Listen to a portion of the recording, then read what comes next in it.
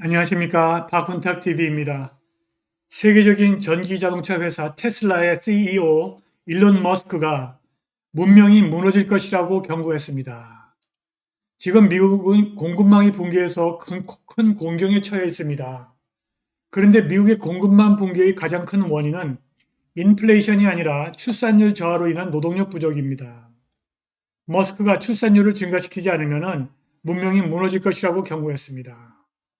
중국의 출산율은 미국보다 더 낮습니다. 그런데 한국의 출산율은 중국보다 낮고 세계 최저 수준입니다. 그런데 유독 한국에서는 호남, 특히 전남의 출산율이 상당히 높습니다. 방송 시작하겠습니다. 구독 버튼, 알람벨 버튼, 좋아요 버튼 부탁드립니다.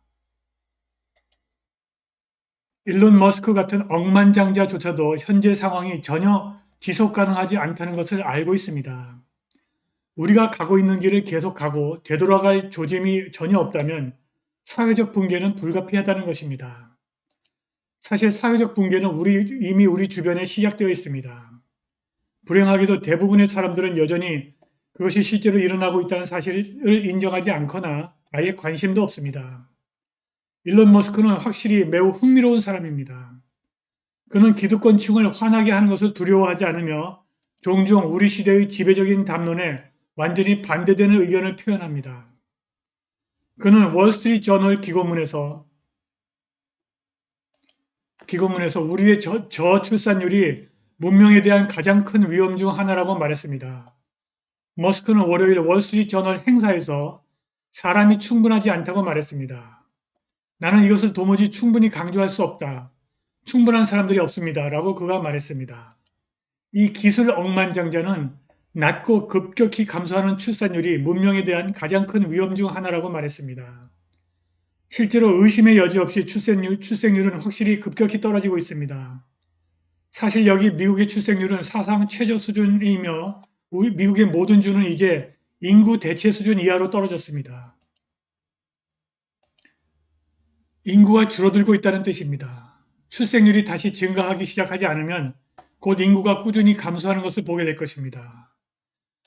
우리는 지금 전 세계적으로 비슷한 추세를 목격하고 있으며 이는 머스크에게 깊은 경각심을 불러일으켰습니다. 그는 출생률이 다시 오르기 시작하지 않으면 문명이 무너질 것이라고 믿고 있습니다. 머스크는 너무 많은 착하고 똑똑한 사람들이 세상에 사람들이 너무 많고 인구 증가가 통제를 벗어났다고 생각한다. 완전히 정반대다라고 머스크가 말하면서 사람들에게 데이터를 보라고 강요합니다. 그는 또 많은 사람들이 더 많은 아이를 갖지 않으면 문명이 붕괴할 것이다. 내 말을 명심하라고 덧붙였습니다. 머스크의 지적은 매우 타당합니다. 지금 미국에서는 나이든 근로자가 퇴직 연령에 도달하여 더 이상 일을 할 수 없고 하고 싶지 않아도 일을 해야 하는 젊은 근로자가 절실히 필요합니다.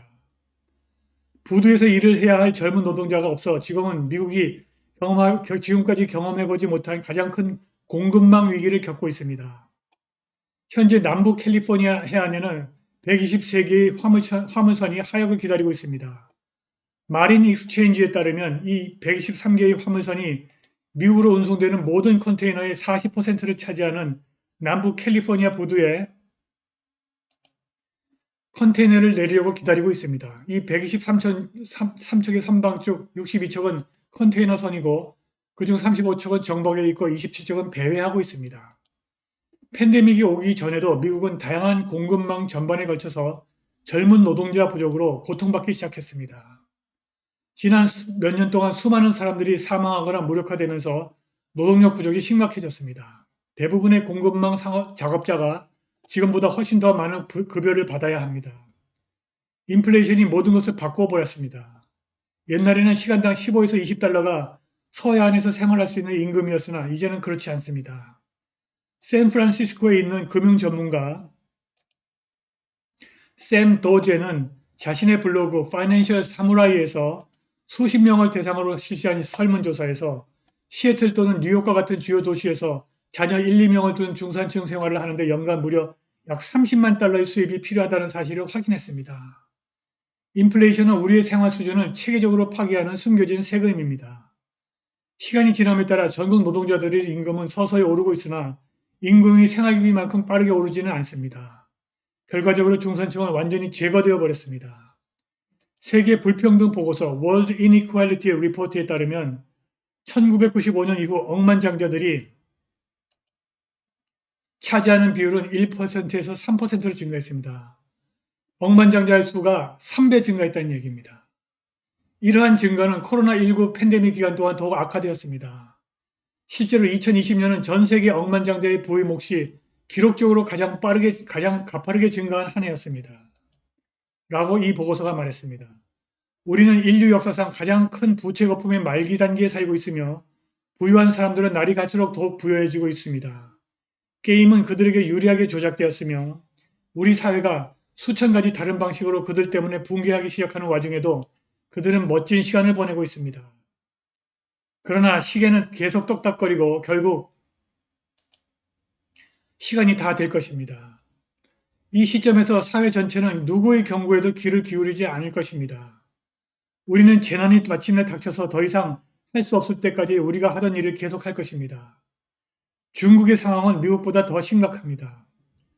파이낸셜 타임스에 따르면 빠르게 고령화되는 아시아 사회에서 결혼과 출산 비용을 낮추려는 노력은 결혼을 장려하는 데 크게 실패했습니다.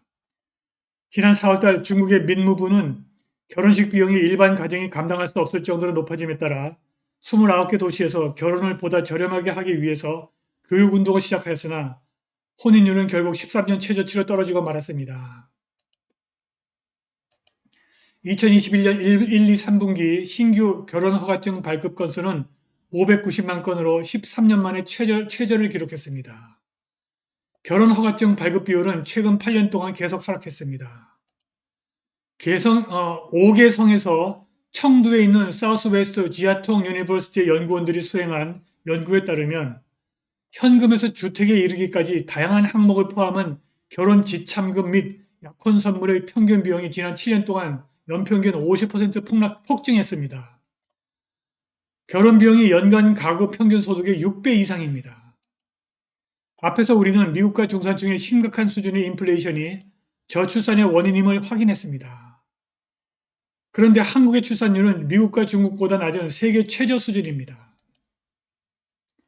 그런데 한국의 낮은 출산율에는 인플레이션 말고도 어떤 특정한 원인이 있는 것 같습니다. 통계청이 2020년 8월에 발간한 2019년 출생 통계를 보시겠습니다. 우리나라에서 출생률이 가장 높은 지역은 세종이고 2위는 전남이고 3위는 제주입니다. 대한민국에서 출산율이 가장 높은 지역은 세종인데 이 세종에는 충청인이 10.7%, 호남인이 9.9% 살고 있습니다. 그리고 출산율 2위는 전라남도입니다. 출산율 3위는 호남 인구가 대다수를 차지하고 있는 제주도입니다. 한국의 전반적인 출산율은 세계 최저 수준이지만 내부를 들여다보면 유독 호남, 특히 전남 출산율이 높습니다. 이것을 어떻게 설명할 수 있을까요?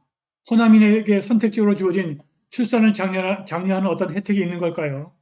오늘 방송은 여기까지입니다. 감사합니다.